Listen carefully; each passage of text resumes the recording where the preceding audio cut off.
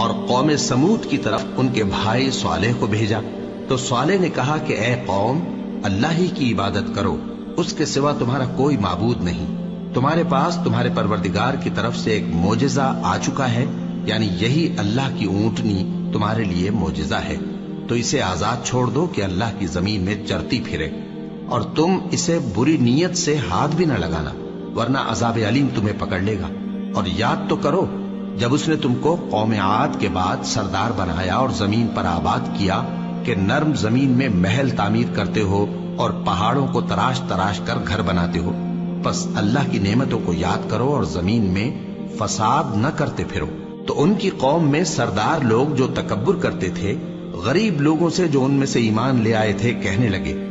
بھلا تم یقین کرتے ہو کہ صالح اپنے پروردگار کی طرف سے بھیجے گئے ہیں؟ انہوں نے کہا، ہاں، جو چیز وہ دے کر بھیجے گئے ہیں ہم اس پر بلا شبہ ایمان رکھتے ہیں۔ تو سرداران مغرور کہنے لگے کہ جس چیز پر تم ایمان لائے ہو ہم تو اس کو نہیں مانتے۔ آخر انہوں نے اس اونٹنی کو مار ڈالا اور اپنے پروردگار کے حکم سے سرکشی کی، اور کہنے لگے کہ صالح، جس چیز سے تم ہمیں ڈراتے تھے، اگر تم اللہ کے پیغمبر ہو تو اسے ہم پر لے آؤ۔ پس ان کو زلزلے نے آ پکڑا، سو وہ اپنے گھروں میں اوندھے پڑے رہ گئے۔ پھر صالح ان سے نا امید ہو کر پھرے اور کہا کہ میری قوم، میں نے تم کو اللہ کا پیغام پہنچا دیا اور تمہاری خیر خواہی کی، مگر تم ایسے ہو کہ خیر خواہوں کو دوست ہی نہیں رکھتے۔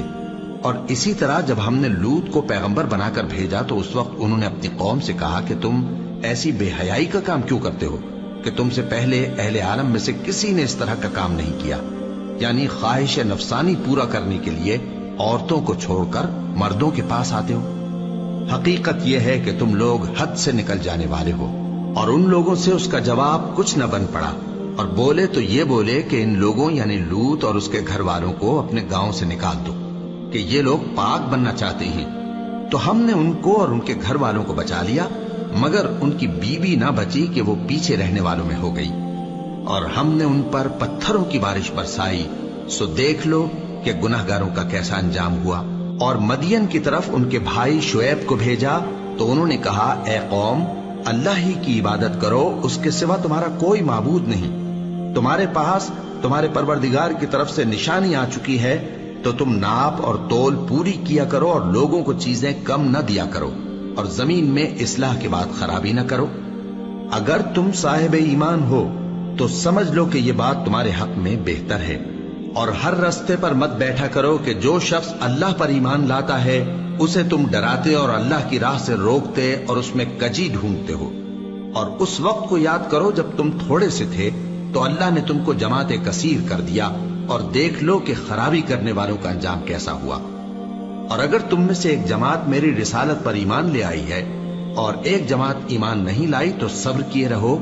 یہاں تک کہ اللہ ہمارے تمہارے درمیان فیصلہ کر دے، اور وہ سب سے بہتر فیصلہ کرنے والا ہے۔